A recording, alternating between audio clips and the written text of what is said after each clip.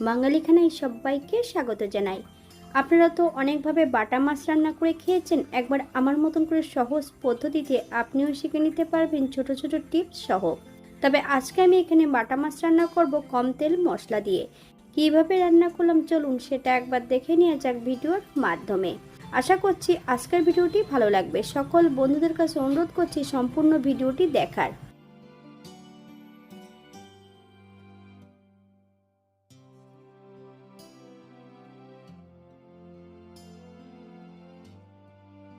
এখানে আমি 4টে বাটা মাছ আগের থেকে কেটে ধুয়ে পরিষ্কার করে রেখেছি। এই পর্যায়ে বেশ কিছুটা সবজি অ্যাড করব। একটা মিডিয়াম সাইজের আলু আর একটা কাঁচকলা বেশ লম্বা লম্বা করে ফালি দিয়ে কেটে নিয়েছি। আপনারা আপনাদের পছন্দ মতন সবজিটা কেটে নিতে পারেন।